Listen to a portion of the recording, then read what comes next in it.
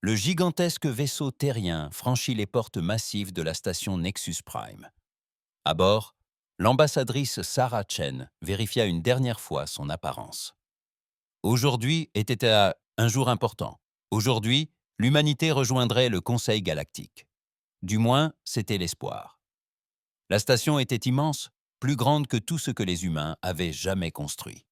Des plateformes flottantes accueillaient des représentants de dizaines d'espèces extraterrestres. Certains ressemblaient à des oiseaux aux plumes chatoyantes.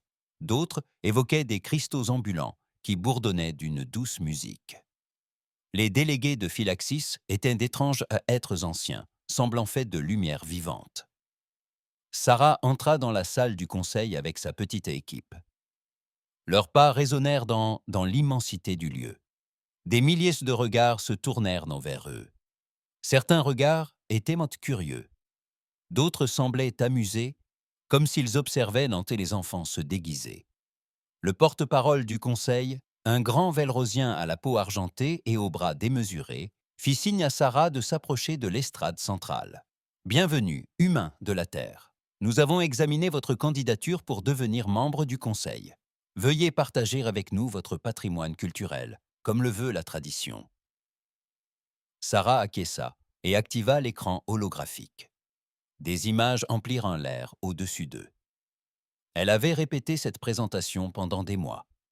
Elle parla clairement de l'histoire, de l'art, de la musique et de la philosophie humaine. Puis vint la partie dont elle était le plus fière, la mythologie humaine. Ce sont les histoires qui nous ont façonnés, dit-elle, tandis que des images de dieux antiques apparaissaient, Zeus lançant des éclairs du haut de l'Olympe, Thor brandissant son marteau, protégeant l'humanité des monstres, Bélier menant les armées au combat, les Valkyries choisissant de braves guerriers, qui, dansant avec ses nombreux bras, créant et détruisant des mondes. Des guerriers de toute culture combattant dragons et démons les uns contre les autres. Elle pensait qu'ils seraient impressionnés.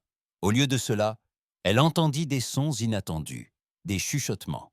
Les délégués velroiens riaient. Non pas des rires polis, mais de vrais éclats de rire. Ils vénèrent la guerre. L'un d'eux lança d'une voix monocorde. Quelle primitivité! Un représentant corin dont le corps ressemble à des formes géométriques flottantes. Fascinant.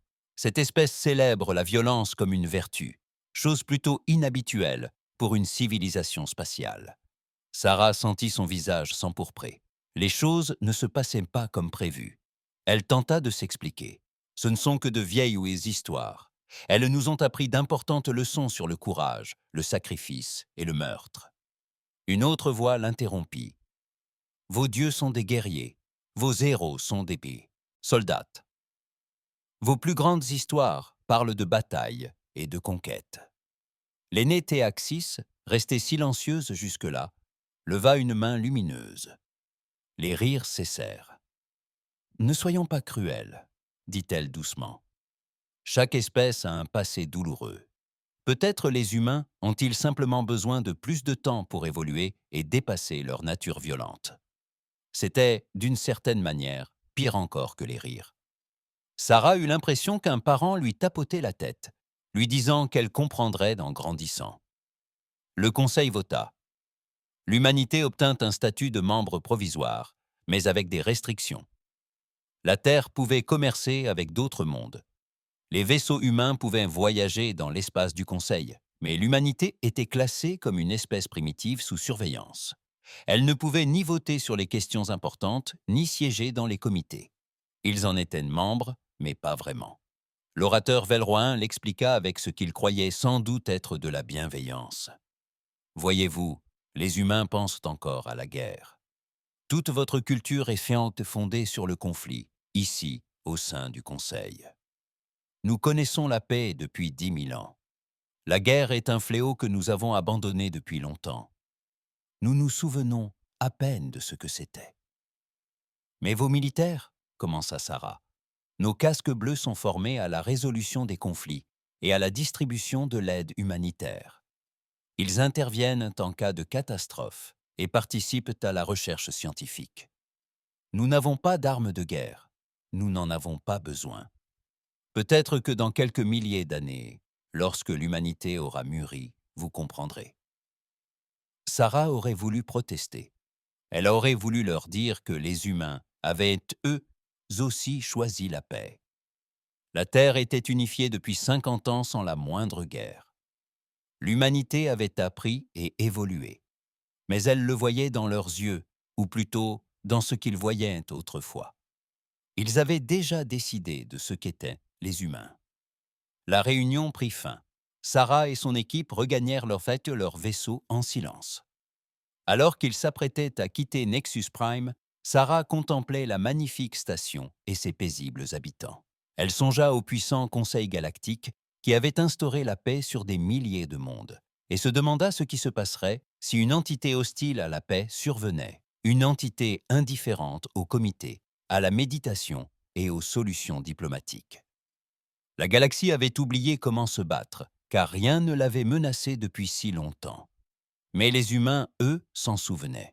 Ils s'en souvenaient très bien. Le voyage de retour vers la Terre dura 3 semaines. Sarah passa la majeure partie de ce temps à rédiger son rapport. Lorsqu'elle le transmit enfin au siège des Nations Unies, elle s'efforça d'être diplomate. Elle a décrit la décision du Conseil comme « un premier pas ». Elle a évoqué les opportunités commerciales et la possibilité de s'inspirer des civilisations anciennes. Mais dans ses notes privées, celles que seul le secrétaire général pouvait lire, elle a écrit tout autre chose. Ils nous prennent pour des barbares, parce que nous nous souvenons de la guerre. Ils se moquent de nos mythes et nous traitent de primitifs. Ils nous ont donné une place à leur table, mais nous traitent comme des enfants qui ne comprennent rien au monde des adultes. Ils sont si fiers de leur paix, mais cette paix n'existe que parce qu'elle n'a jamais été menacée. Ils ont vécu si longtemps en sécurité qu'ils ont oublié que la sécurité se protège. Ils ont jeté leurs épées, et maintenant, ils se moquent de nous parce que nous gardons les nôtres. J'espère pour le bien de tous que la galaxie restera paisible. Car si un danger survenait, le Conseil ne serait pas prêt. Ils ont même oublié comment se préparer. Mais nous, si. L'humanité n'oublie jamais. Sur Terre, les commandants militaires lurent le Hatanena, le rapport de Sarah, avec une compréhension silencieuse. Les flottes humaines restèrent en alerte, comme toujours. Les chantiers navals poursuivirent leurs travaux. Les exercices d'entraînement se déroulèrent comme prévu. La galaxie s'était moquée des mythes humains. Elle avait vu des guerriers et des dieux de la bataille et pensait que les humains étaient primitifs. Elle ne comprenait pas que les mythes n'étaient pas des célébrations, c'étaient des souvenirs, des avertissements, des leçons acquises dans le sang et préservées dans les récits, afin que les générations futures ne les oublient jamais. L'humanité espérait que la paix durerait éternellement. Mais contrairement au reste de la galaxie, l'humanité était prête à intervenir si nécessaire. Les vaisseaux de guerre patientaient en orbite, silencieux et sereins, tandis que leurs équipages espéraient ne jamais avoir à intervenir. L'attente ne serait pas longue. 5 années s'écoulèrent lentement pour l'humanité. Sarah Chen n'était plus ambassadrice. Elle avait pris sa retraite après avoir assisté à trop de réunions du Conseil où la voix des humains était ignorée. Son successeur, l'ambassadeur David Park, s'efforçait de rester optimiste. Mais l'optimisme était difficile à maintenir quand chaque jour apportait de nouveaux rappels que les humains étaient des citoyens de seconde zone dans la galaxie. Sur les marchés de Nexus Prime, les commerçants humains étaient régulièrement escroqués. Les marchands velroiens vendaient des marchandises à des prix exorbitants, puis s'en moquaient. Que savent que les humains du commerce équitable? Ils répondaient qu'ils n'en sont qu'à leur balbutiement en économie. La situation était encore plus délicate pour les scientifiques humains. Le docteur Maria Santos avait soumis un article sur la physique supraluminique susceptible de révolutionner les voyages spatiaux. Le comité scientifique du Conseil l'a rejeté sans même lire la suite. La lettre de réponse était brève. Bien que nous comprenions l'enthousiasme des chercheurs en développement d'espèces, ce sujet requiert des compétences qui dépassent vos capacités actuelles. Maria savait que ses calculs étaient sans incorrects. Elle avait tout vérifié avec une précision extrême, mais cela n'avait aucune importance. Son nom était humain Aussi son travail fut-il ignoré. David Park subit un traitement similaire dans les cercles diplomatiques. Lors d'une réception célébrant de nouveaux accords commerciaux, il tenta de participer à une conversation sur la répartition des ressources. Le délégué de Corinth se détourna simplement en plein milieu d'une phrase, comme si David était devenu invisible. Lorsque David essaya malgré tout de prendre la parole, un autre délégué lui dit « Je vous en prie, cette discussion est réservée aux hauts responsables. Peut-être y a-t-il une table de rafraîchissement où vous pourriez aller. » David avait 60 ans. Il était titulaire de 3 doctorats. Il avait négocié sur Terre des traités de paix qui avaient sauvé des millions de vies. Mais ici, on le traitait comme un enfant à une fête d'adultes.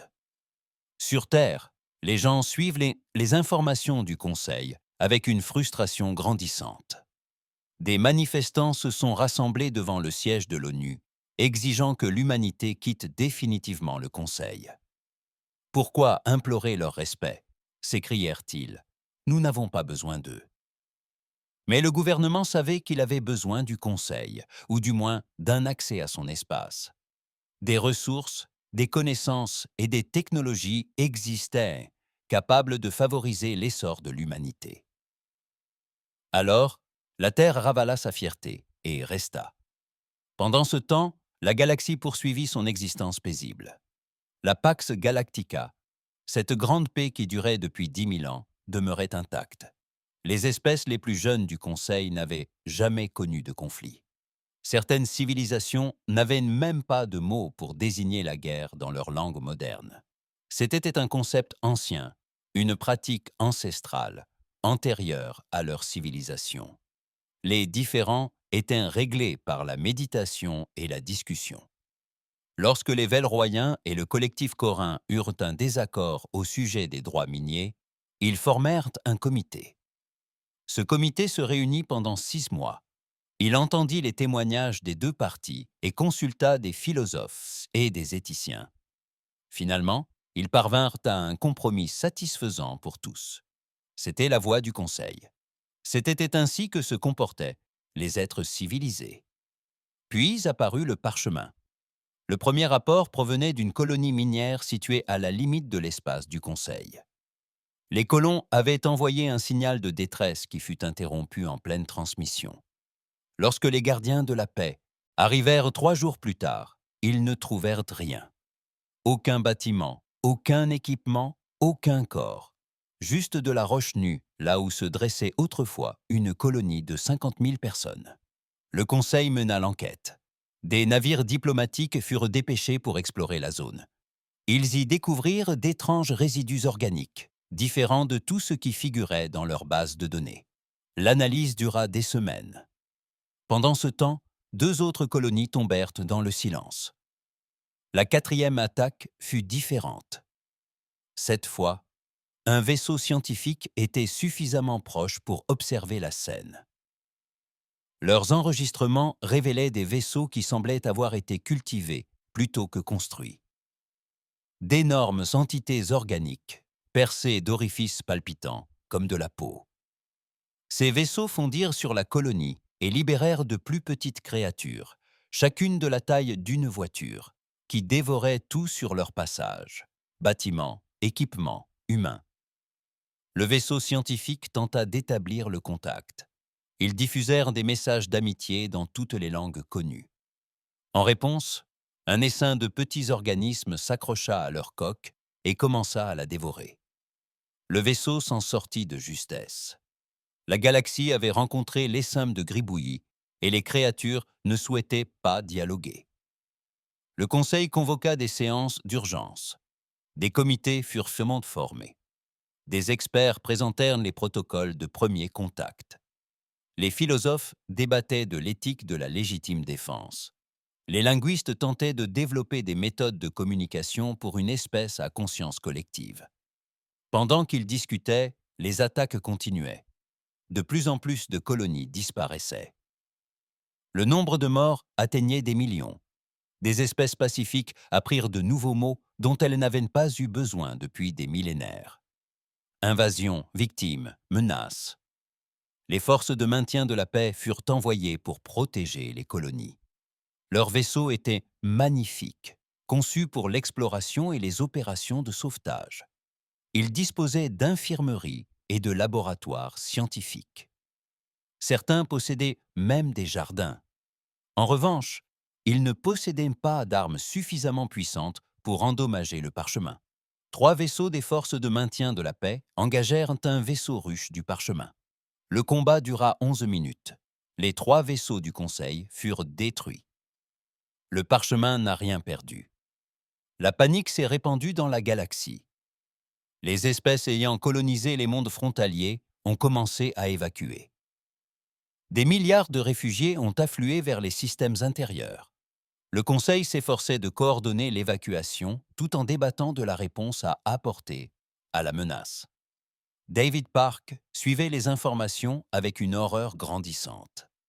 Il demanda une réunion urgente avec les dirigeants du Conseil. On lui accorda 5 minutes. « Que l'humanité nous aide », dit-il. « Nous avons des ressources militaires. Nous pouvons combattre. » Le porte-parole Velroin le regarda avec une sorte de pitié. « Ambassadeur Park, nous apprécions votre sollicitude, mais cette crise exige des solutions élaborées.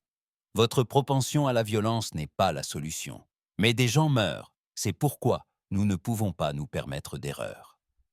Nous élaborons une stratégie d'intervention globale. Nos meilleurs experts travaillent sur des moyens de communiquer avec le Skrull pour comprendre ses désirs et trouver des solutions pacifiques. »« Et s'ils ne veulent pas la paix ?» demanda David. Un silence pesant s'installa. Plusieurs délégués manifestèrent là que leur malaise. Le représentant de Coran prit la parole.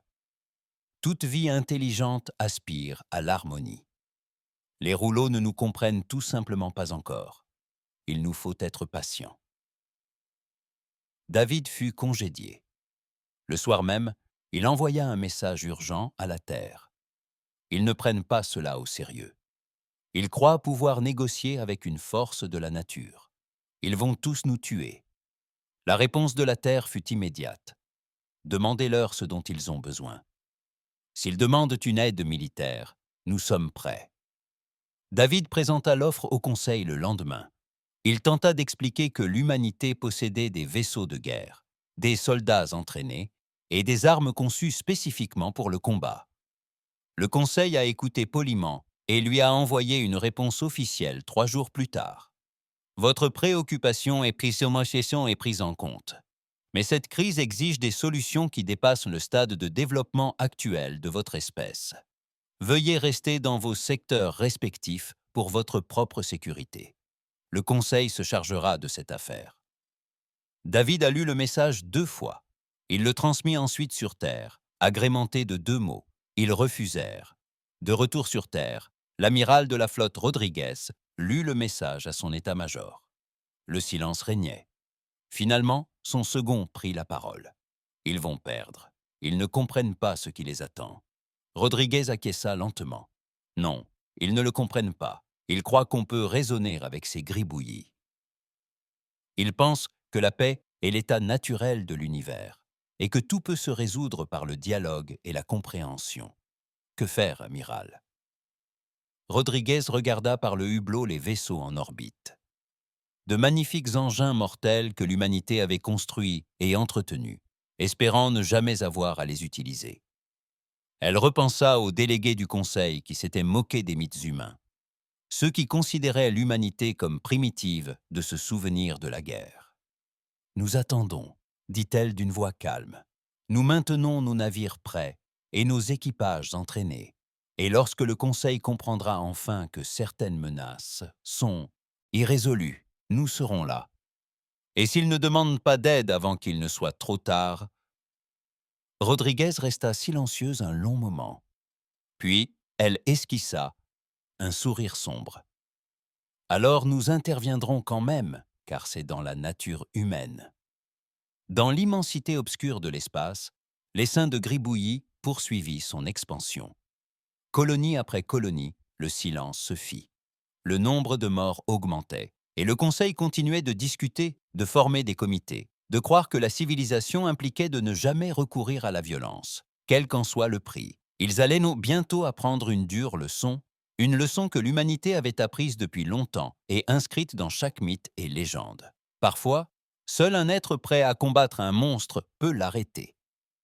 6 mois après le début de l'invasion des Parchemins, le Conseil galactique cessa enfin de faire comme si la situation était sous contrôle.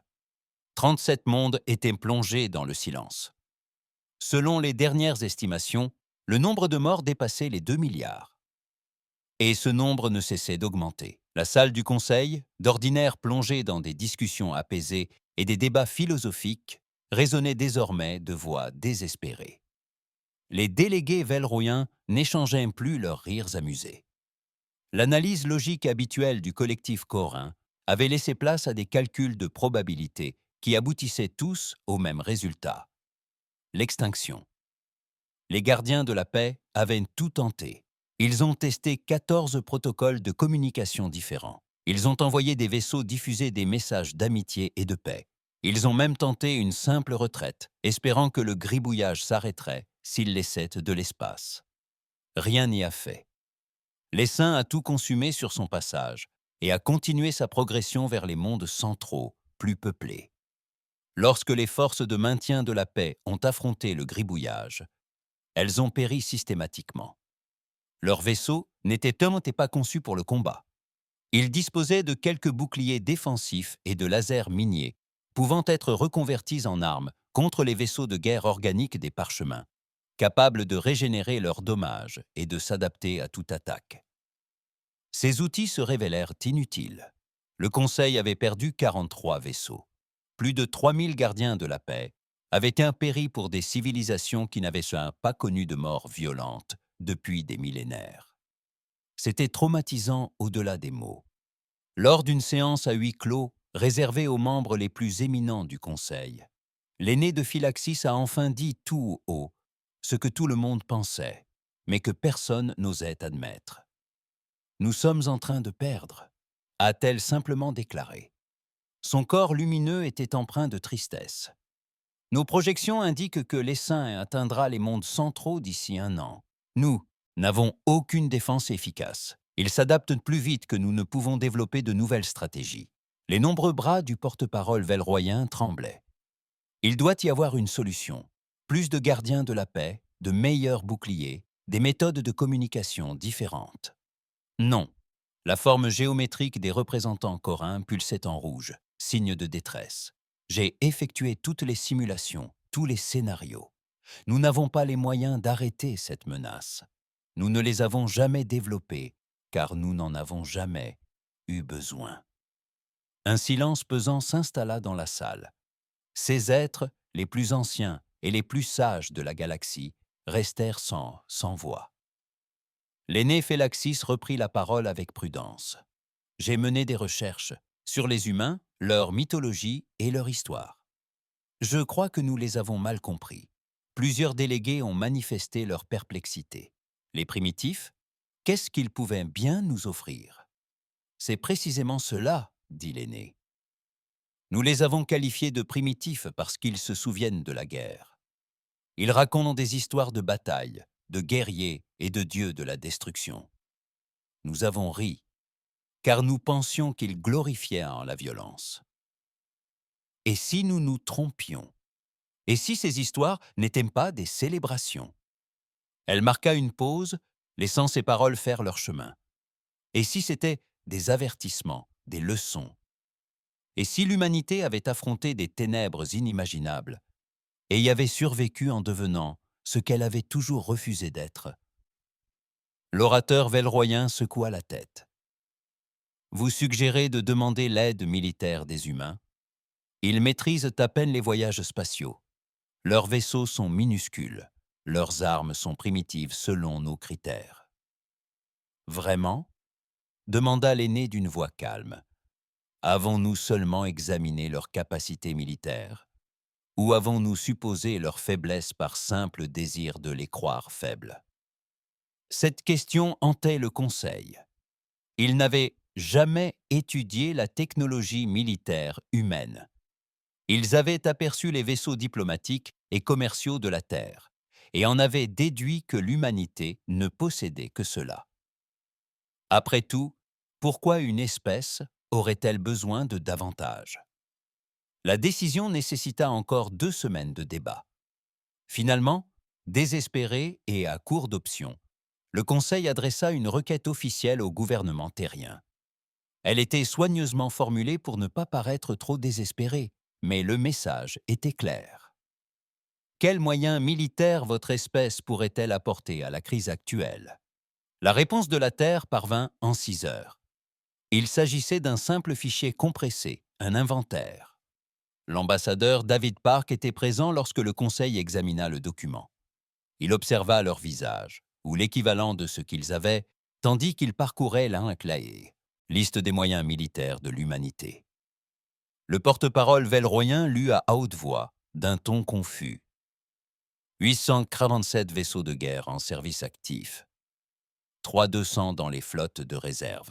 Leurs systèmes d'armes comprennent des canons électromagnétiques, des torpilles à antimatière, des plateformes de bombardement cinétique, des missiles à fusion, des canons à impulsion électromagnétique et des lances à plasma. Il leva les yeux vers David.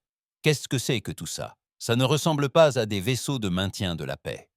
David garda une expression neutre. Ce sont exactement ce que leur nom indique, des armes conçues spécifiquement pour le combat.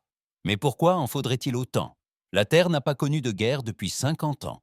C'est exact, répondit David calmement. Nous n'en avons pas eu besoin, mais nous les gardons prêtes à l'emploi, au cas où. La forme géométrique des représentants de Corinth tournoyait rapidement, signe de détresse. Ces chiffres sont forcément erronés. Vous prétendez posséder plus de navires militaires que l'ensemble du Conseil. C'est parce que le Conseil ne possède pas de navires militaires dédiés, a fait remarquer David. Vous avez des forces de maintien de la paix.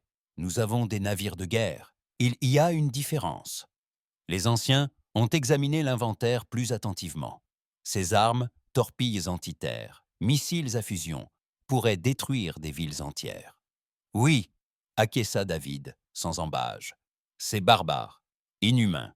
Vous entretenez des instruments de destruction massive en temps de paix. David sentit sa patience s'épuiser. Vous voulez parler de barbarie? L'humanité a tué 2 milliards de personnes, pendant que vous débattiez de protocoles de communication. Vous avez envoyé des milliers de casques bleus mourir sur des navires incapables de se défendre, car vous refusez de croire que certaines menaces ne peuvent être désamorcées par la négociation. Et maintenant, vous êtes horrifiés que nous nous soyons préparés précisément à ce scénario. Un silence de mort s'installa. David reprit d'une voix forte. Vous vous êtes moqués de nos légendes. Vous nous avez traités de primitifs parce que nous nous souvenions de la guerre. Vous nous avez traités comme des enfants, qui ne comprennent rien aux usages de la civilisation. Mais nous avions compris une chose que vous aviez oubliée.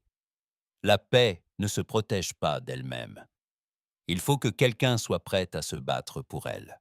La peau du porte-parole velrouyen devint violacée.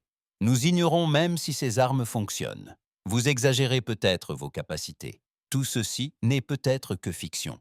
Comme si l'univers cherchait à répondre à cette question. Une alarme retentit soudain dans la salle du Conseil. Un signal de détresse provenant de l'étoile de Barnard, une planète colonisée par l'humanité, comptant 50 millions d'habitants. Le signal avait localisé les frontières de l'humanité. David sentit son sang se glacer. L'étoile de Barnard était l'une des plus anciennes colonies de la Terre. Sa sœur y vivait avec sa famille. Il afficha l'écran tactique et son cœur se serra. 3 vaisseaux russes à parchemin pénétraient dans le système. Toutes les autres colonies, attaquées par une force de cette envergure, avaient été entièrement détruites en quelques heures. Les membres du Conseil observaient l'écran avec une sombre compréhension. Ils avaient déjà vu cela. Ils savaient ce qui allait suivre. L'interlocuteur velroyen semblait sincèrement triste. « Je suis désolé, ambassadeur Park.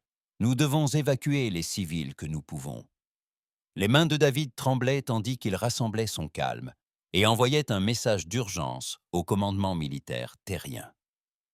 Mais avant qu'il ait pu terminer sa frappe, de nouveaux signaux apparurent à l'écran.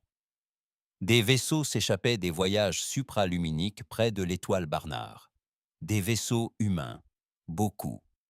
Les membres du Conseil fixèrent l'écran, perplexes. Qu'est-ce que c'est? Demanda quelqu'un.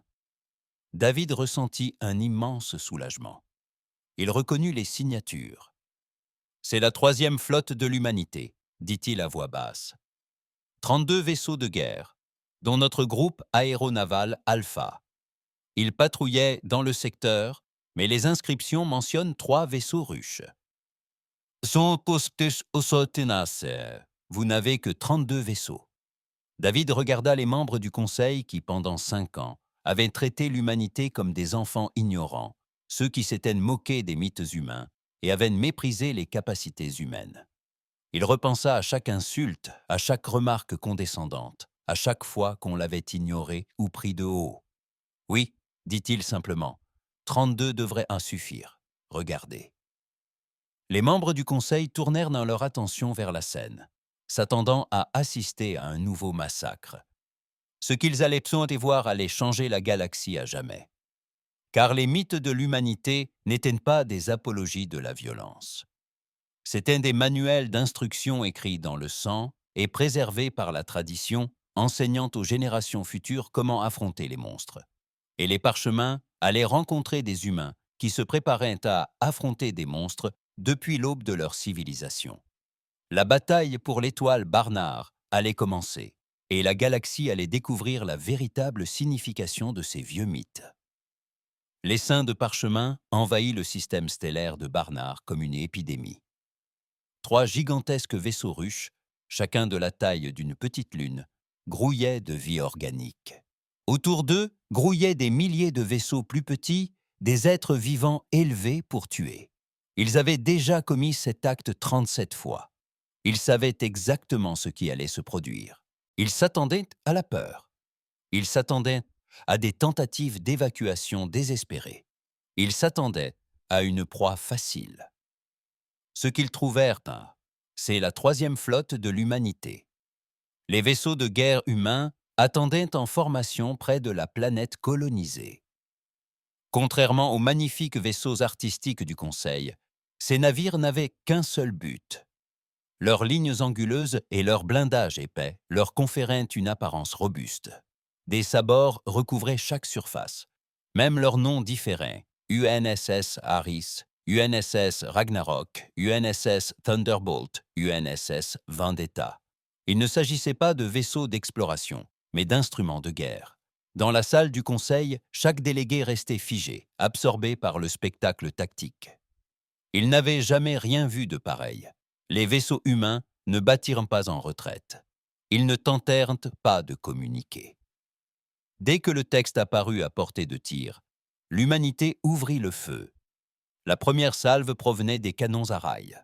Des accélérateurs magnétiques propulsèrent des projectiles de métal massif à une fraction significative de la vitesse de la lumière. Les lois de la physique étaient simples, mais dévastatrices. Lorsqu'un objet aussi lourd se déplaçant à une telle vitesse percute un autre, l'explosion est inévitable. Des dizaines de petits vaisseaux volants furent tout simplement pulvérisés par l'impact. Les délégués du Conseil restèrent bouche bée. Ils n'avaient jamais vu d'armes pareilles. Leurs forces de maintien de la paix utilisaient des faisceaux d'énergie qu'elles pouvaient absorber ou dévier. Mais il est impossible d'esquiver ou d'absorber un morceau de métal filant à 30 000 km/s. Les Skrull s'adaptèrent rapidement, comme toujours. Leurs vaisseaux se mirent à se déplacer de façon aléatoire, cherchant à semer l'imprévisibilité. En vain. Les systèmes de ciblage humains les suivaient à la trace. Les tirs de canons électromagnétiques atteignirent leur cible plus souvent que les missiles lancés. Les membres du Conseil observèrent, impuissants, des centaines de petits projectiles jaillir de la flotte humaine. Ils s'attendaient à de simples explosifs. Ce qu'ils virent était bien pire. Les missiles ne se contentaient pas de suivre leur cible. Ils les traquaient. Lorsque les vaisseaux tentaient d'esquiver, les missiles les poursuivaient. Lorsque les vaisseaux essayaient de les abattre, les missiles se fragmentaient en ogives plus petites. Lorsque le projectile en détruisit enfin la plupart, les quelques survivants explosèrent en véhiculant des explosions d'antimatière qui créèrent des étoiles miniatures. « C'est impossible », murmura le représentant de Corin. Les armes à antimatière sont théoriquement possibles, mais personne n'a jamais réussi à les rendre suffisamment stables pour un usage réel. David Park esquissa un sourire sombre. Nous utilisons des torpilles antimatière depuis 20 ans. Elles sont très efficaces. La bataille s'intensifia. Les créatures organiques, réalisant qu'elles étaient confrontées à une menace différente, lancèrent leur essaim au complet contre la flotte humaine. Des milliers de combattants organiques fondirent sur les vaisseaux de guerre. Les membres du Conseil s'attendaient à ce que les humains soient submergés par le nombre. Au lieu de cela, les systèmes de défense ponctuels s'activèrent. Les tourelles automatisées traquaient et éliminaient les cibles plus rapidement que n'importe quel être vivant. Chaque vaisseau de guerre humain devenait une sphère de mort, détruisant tout ce qui s'approchait. Les chasseurs Skrull tombèrent pointés par centaines, puis par milliers. Mais ce qui choqua le plus le Conseil, ce n'étaient même pas les armes. C'étaient les humains eux-mêmes. Le capitaine Sarah Okonkwo commandait le destroyer UNSS Thunderbolt. Lorsque 3 chasseurs Skrull s'accrochèrent à sa coque et commencèrent à percer son blindage, elle ne paniqua pas. Elle ordonna calmement à son équipage de purger l'atmosphère de cette section, puis mit les propulseurs de manœuvre à pleine puissance. L'accélération soudaine arracha 2 chasseurs. Elle élimina le 3e en frottant délibérément son vaisseau contre un débris. Sa voix résonna dans le communicateur. Calme et professionnel. Dégâts aux sections 7 et 8. Ingénierie. Apportez-moi une pièce de réparation. Armement. Je veux des solutions de tir pour ce vaisseau ruche. Ce n'est pas fini. Les membres du Conseil restèrent bouche bée. Le vaisseau était endommagé, des sections étaient ouvertes dans l'espace, et le capitaine voulait continuer le combat. L'amiral James Rodriguez commandait la flotte depuis le porte-avions UNSE. Il observait l'écran tactique avec un sang-froid calculateur. Les écrans s'adaptaient, apprenant les schémas d'attaque humains. Aussi, changeait-il de tactique toutes les 30 secondes. Il divisait sa flotte, la reformait, feignait des attaques et frappait depuis des angles inattendus. Ce n'était pas simplement un combat, c'était de l'art. Un art mortel et terrifiant. L'aîné Phylaxis contemplait la scène avec horreur et admiration. Ils se déplacent comme des prédateurs. À l'instar des meutes de chasseurs terriens d'antan, chaque vaisseau savait ce que les autres allaient en faire sans avoir besoin de communiquer. Elle avait raison. Les équipages humains s'entraînaient ensemble depuis des années. Ils ne se contentaient pas d'obéir aux ordres, ils les anticipaient. Lorsque l'amiral Rodriguez donnait un ordre, ses capitaines l'exécutaient déjà, car ils en comprenaient le raisonnement. L'UNSS Aries révéla alors son arme principale. Les membres du Conseil s'étaient interrogés sur la fonction de cet énorme canon qui traversait le vaisseau de part en part. Ils découvrirent que la lance à antimatière projetait un faisceau continu d'énergie, concentré, provoquant l'annihilation matière-antimatière. Ce faisceau frappa le vaisseau ruche principal en plein cœur. Pendant 3 secondes, il déversa une énergie inimaginable dans le vaisseau organique. Le vaisseau ruche ne se contenta pas d'exploser. Elle subit une réaction d'antimatière catastrophique qui créa une étoile miniature éphémère. Sa lumière était si intense que la colonie de l'étoile Barnard pouvait l'apercevoir en plein jour. Lorsque la lumière s'éteignit, il ne restait plus que du plasma en expansion et des débris. Les 2 vaisseaux ruches restants tentèrent de battre en retraite. La flotte humaine les poursuivit, non par colère ou haine, mais avec une froide efficacité. Ils chassaient, comme les humains chassaient leur proie, sur la terre primitive, avec patience, intelligence et une détermination absolue. Un vaisseau ruche fut mis hors de combat par un barrage continu de canons à rail qui perça sa coque de milliers de trous. Il dérivait, impuissant, tandis que des missiles subissaient la fusion achevaient le travail. Les explosions étaient saintes presque belles, si l'on pouvait oublier leur signification. Le dernier vaisseau ruche tenta une fuite désespérée vers la limite du système. Il faillit s'échapper. L'UNS Ragnarok, un destroyer lourdement endommagé, mit alors en route pour l'intercepter. La capitaine Emma Chen suivait les rapports de son vaisseau avec une froide lucidité. Brèche dans le hall en 15 sections. Alimentation principale à 40%, système de survie défaillant. Son équipage évacuait déjà vers les capsules de sauvetage. Mais le vaisseau ruche allait s'échapper si personne ne l'arrêtait. Elle prit une décision que chaque humain de la flotte comprit instinctivement. Elle ordonna aux derniers membres d'équipage d'évacuer. Puis elle s'enferma sur la passerelle et programma une trajectoire de collision. « Amiral », transmit-elle calmement, « ici Ragnarok. Je vais avoir besoin que vous me déclariez morte au combat.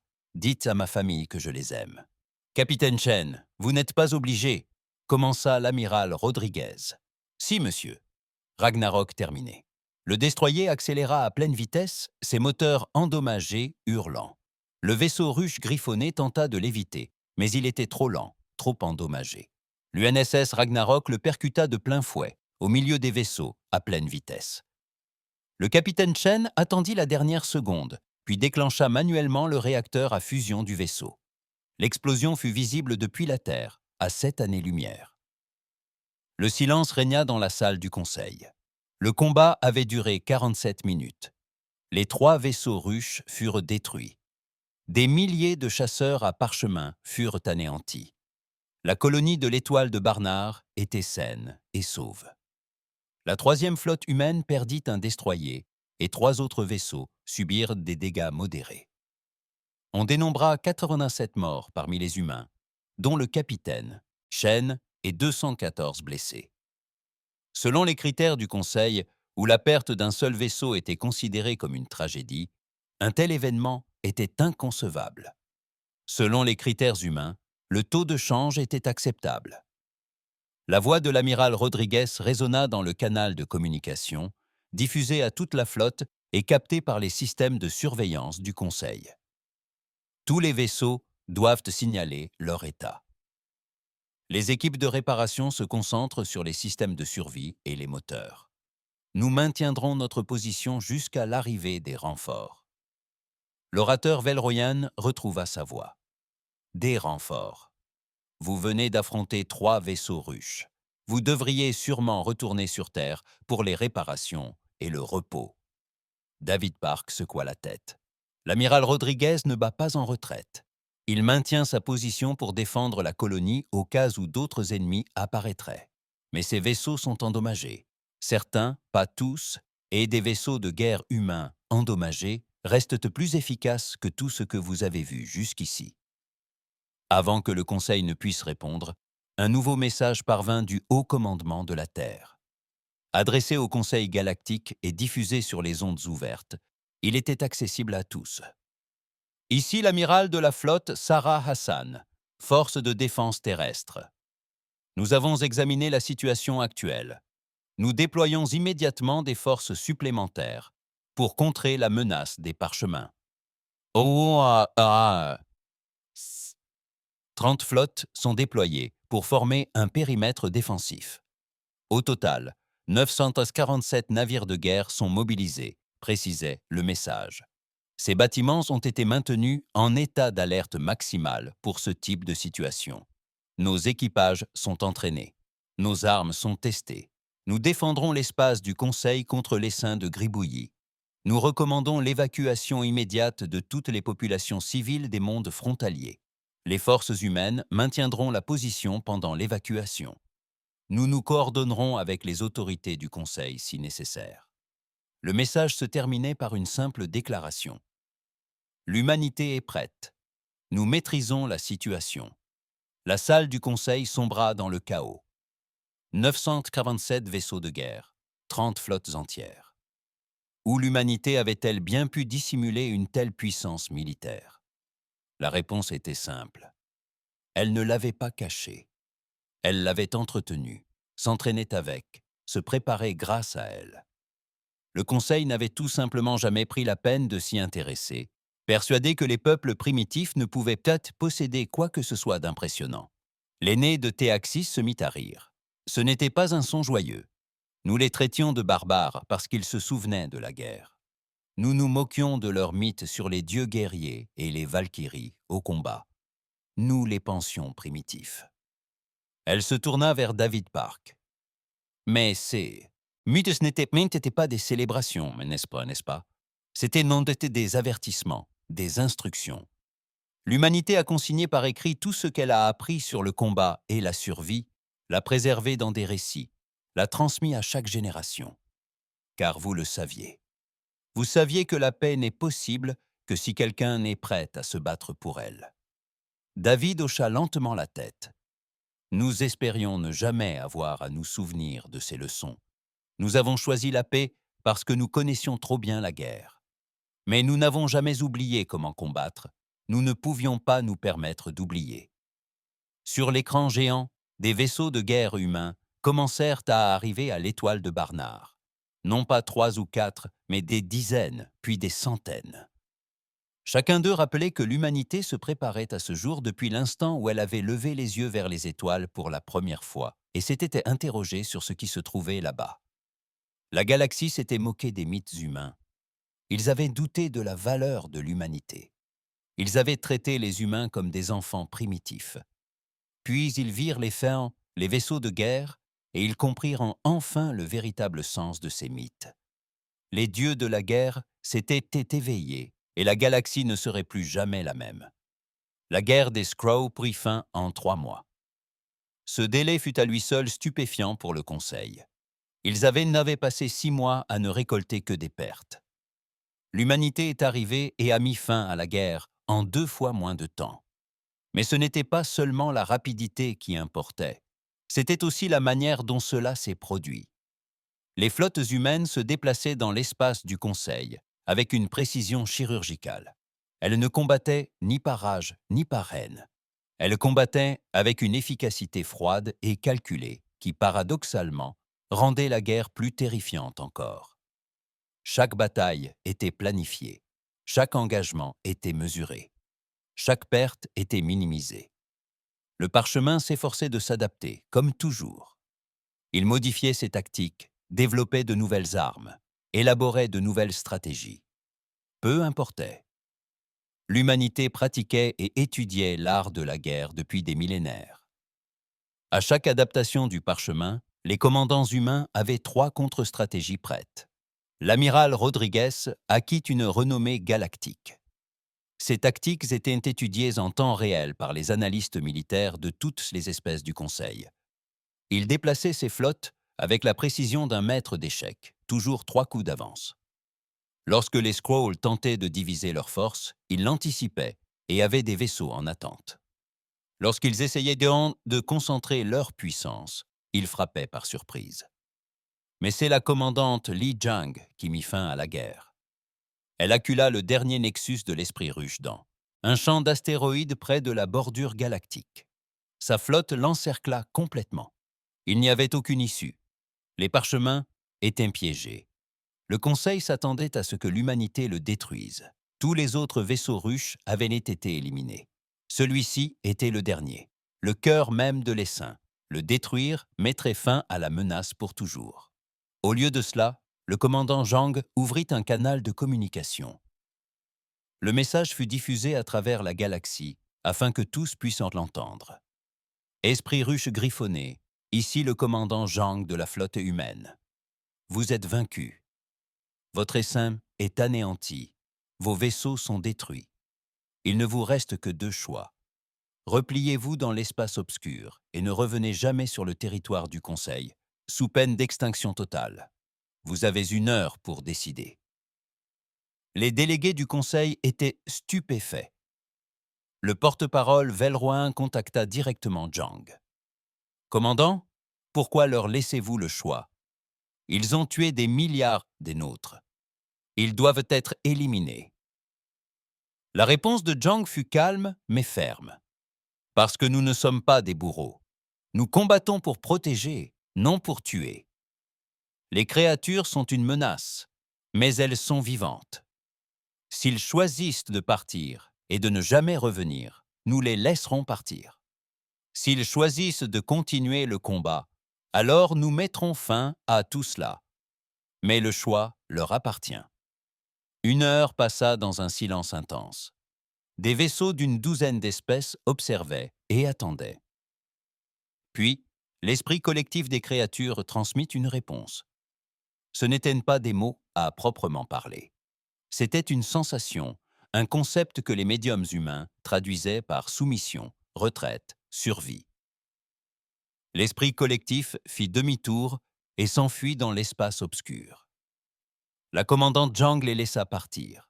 Sa flotte observa la scène jusqu'à la disparition complète du parchemin, puis retourna dans l'espace du Conseil. La guerre était terminée. L'humanité avait triomphé, et la galaxie ne serait plus jamais la même. Le Conseil convoqua une session d'urgence pour débattre de ce qu'ils appelaient la question humaine. Chaque espèce envoya ses plus hauts représentants.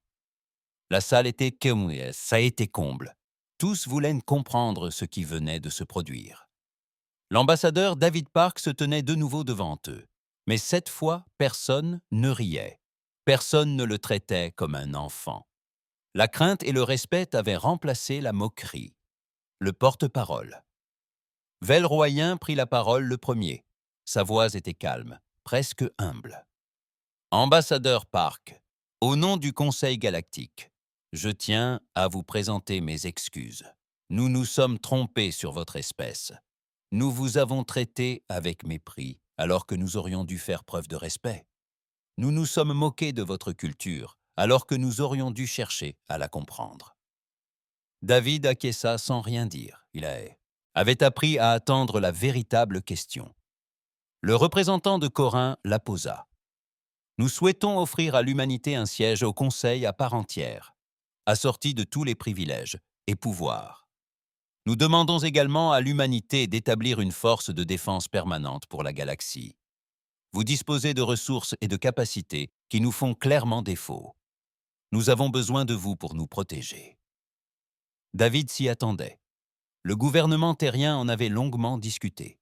Il prit une profonde inspiration et prononça la réponse qu'il avait soigneusement préparée. Nous acceptons votre adhésion sur un pied d'égalité, ni comme vos protecteurs, ni comme vos armes. Nous vous aiderons à défendre la galaxie, certes, mais à une condition. Le Conseil attendit, nerveux. Il craignait que l'humanité ne réclame le contrôle, le pouvoir, la domination. Les paroles de David les surprirent. Vous devez apprendre à vous défendre. Nous formerons votre peuple. Nous partagerons nos tactiques et nos stratégies. Nous vous aiderons à constituer de véritables forces militaires. Car si l'humanité est la seule espèce capable de se battre, alors ce n'est plus un conseil. C'est l'humanité qui protège les enfants et nous refusons d'être vos parents. La salle s'anima de discussions. Nombre de délégués étaient mal à l'aise.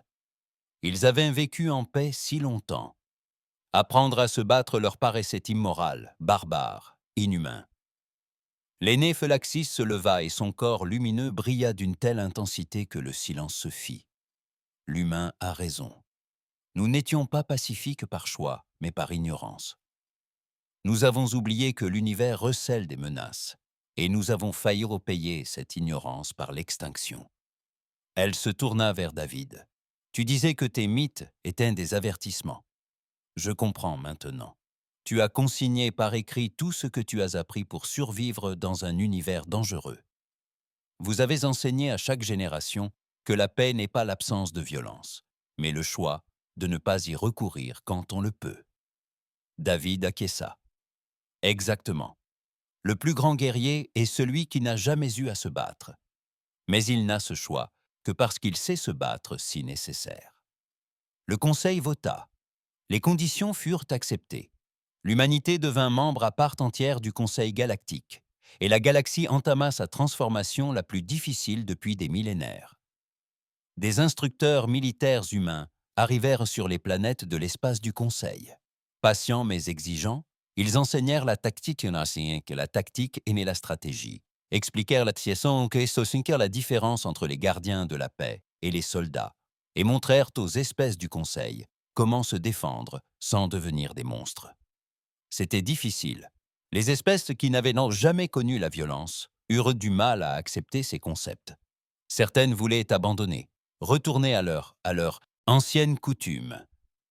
Mais le souvenir de l'inscription les maintint en haleine. La galaxie avait appris que la sécurité n'était pas acquise. Elle devait être gagnée et défendue. 10 ans passèrent. La galaxie avait changé. Des flottes de défense conjointes patrouillaient les frontières. Des vaisseaux humains opérant aux côtés de croiseurs rosiens, de destroyers corans et de porte-vaisseaux Phelaxis. Il ne s'agissait plus de forces de maintien de la paix, mais de défenseurs entraînés et prêts au combat. Plus important encore, l'attitude de la galaxie avait changé. Les espèces du Conseil ne considéraient plus la force militaire comme barbare. Elles la jugeaient nécessaire, mais elles avaient aussi tiré la leçon la plus importante de l'humanité. Posséder le pouvoir de détruire ne signifie pas qu'il fallût l'utiliser. Sur Terre, un musée fut érigé en hommage aux victimes de la guerre des gravures. 87 noms furent gravés dans un mur de pierre noire. Au sommet figurait celui du capitaine Emma Chen, qui, à bord de l'UNSS Ragnarok, pénétra dans un vaisseau ruche pour sauver des vies. Sous son nom, une plaque portait des mots devenus célèbres dans toute la galaxie. Il se moquait de nos légendes. Il doutait de notre détermination. Puis ils virent nos vaisseaux de guerre, et comprirent que les plus grands guerriers sont ceux qui choisissent la paix, mais n'oublient pas comment se battre. L'ambassadrice Sarah Chen, désormais retraitée et âgée, visitait souvent le musée. Elle se tenait devant le mémorial et repensait à cette première réunion du Conseil, où la galaxie s'était moquée de la mythologie humaine. Ils avaient entendu parler de Dieu de la guerre et pensaient que l'humanité était primitive. Ils n'avaient même pas compris que les mythes étaient des leçons. Chaque histoire de Thor protégeant l'humanité, chaque récit de héros guerriers, chaque légende de bataille livrée et gagnée, tous enseignaient la même vérité. La paix est précieuse, mais elle doit être protégée. L'amour est beau, mais parfois, aimer signifie se placer entre sa famille et le danger. Le successeur de Sarah, l'ambassadeur James Okafor, se tenait à ses côtés. « Pensez-vous que nous ayons bien fait ?» demanda-t-il, en apprenant à la galaxie à se battre. Sarah resta silencieuse un instant. « Nous leur avons appris à se défendre. Il y a une différence. Nous ne les avons pas transformés en nous. Nous leur avons montré comment être forts sans perdre ce qui fait leur grandeur. » Elle désigna le mémorial. « Ces gens sont morts pour que d'autres puissent vivre. C'est ce que l'humanité a toujours fait. Nous combattons quand il le faut, mais pas pour la conquête ou la gloire. Nous combattons pour protéger. Et maintenant, la galaxie le comprend. Dans des salles de classe réparties sur des milliers de mondes, de jeunes extraterrestres ont étudié l'histoire humaine. Ils ont appris le passé sanglant de la Terre. Les guerres et les conflits qui ont failli anéantir l'espèce. Ils ont appris comment l'humanité avait finalement choisi la paix, non par faiblesse, mais par une trop grande compréhension de la guerre. Ils ont étudié la mythologie humaine d'un œil nouveau. Zeus n'était pas qu'un dieu qui lançait des éclairs pour s'amuser. Son histoire était celle du pouvoir et de la responsabilité. Thor n'était pas qu'un simple guerrier. Il était un protecteur qui mettait sa force au service des faibles. Les Valkyries ne célébraient pas la mort. Elles honoraient ceux qui se sacrifiaient pour autrui. Chaque mythe, chaque légende, chaque récit était une leçon écrite dans le sang et préservée pour que les générations futures s'en souviennent. Souvenez-vous du prix de la guerre. Souvenez-vous de la valeur de la paix. Souvenez-vous que le plus grand accomplissement d'une civilisation n'est pas l'absence de guerriers, mais les guerriers qui choisissent d'être jardiniers. La galaxie avait appris. Elle comprenait désormais que l'humanité n'était pas primitive en se souvenant de la guerre. Elle était chétaire et sage, car seule la compréhension de la violence lui permettrait d'apprécier pleinement la paix. Sur la frontière galactique, une nouvelle station de surveillance détecta quelque chose. Des vaisseaux inconnus approchaient depuis l'espace obscur. La jeune officière velroyenne de service ne paniqua pas. Elle suivit sa formation, les protocoles enseignés par ses instructeurs humains. Elle donna l'alerte, mobilisa la flotte de défense et se prépara à d'éventuelles hostilités. Les vaisseaux inconnus se révélèrent être des explorateurs pacifiques, mais l'officière resta vigilante jusqu'à confirmation de leur identité. Car elle avait retenu la plus grande leçon de l'humanité: espérer la paix, mais se préparer à la guerre. La galaxie était désormais plus sûre, non pas parce que les menaces avaient disparu, mais parce qu'elle était prête à les affronter. Chaque espèce contribuait aux flottes de défense. Chaque monde disposait de soldats formés à la fois au maintien de la paix et à la défense de la galaxie. La Pax Galactica perdura, mais elle était désormais une paix contraignante. Quant à l'humanité, elle demeurait ce qu'elle avait toujours été. Des guerriers devenus jardiniers, des protecteurs espérant que leurs armes ne serviraient en jamais, des maîtres partageant généreusement leur sagesse acquise à la dure. La galaxie s'était moquée des mythes humains et avait douté de la valeur de l'humanité. Il s'était moqué des récits de dieux de la guerre et de héros guerriers. Ils avaient traité l'humanité comme des enfants primitifs. Puis, le parchemin arriva. Puis, la galaxie vit les vaisseaux de guerre. Puis ils comprirent ce que l'humanité avait toujours su: qu'une paix sans violence n'attend que d'être conquise, qu'une civilisation sans défenseur est un jardin sans mur. L'être le plus puissant n'est pas celui qui ne peut nuire, mais celui qui le peut et choisit de ne pas le faire. Les mythes n'ont jamais glorifié la violence. C'est un des avertissements précieusement conservés à travers les millénaires, enseignant une vérité simple. Le prix de la paix est une vigilance constante, et les gardiens de la civilisation doivent être ceux qui comprennent suffisamment la guerre pour ne jamais la désirer. L'humanité a payé ce prix depuis longtemps. Désormais, elle aide la galaxie à le comprendre. Ensemble, ils bâtirent une paix meilleure que l'ancienne. Une paix digne d'être défendue, protégée par ceux qui savaient précisément ce qu'ils protégeaient et pourquoi. Les navires de guerre restaient en alerte, entretenus et prêts à intervenir. Leurs équipages espéraient ne jamais avoir à les utiliser. Mais s'ils l'étaient, ils seraient d'un prêt, car c'est ce que les légendes avaient toujours enseigné. C'est ce que l'humanité avait toujours su. C'est ce que la galaxie a enfin compris. La paix n'est pas l'absence de guerre. C'est le choix de ne pas combattre quand on le pourrait.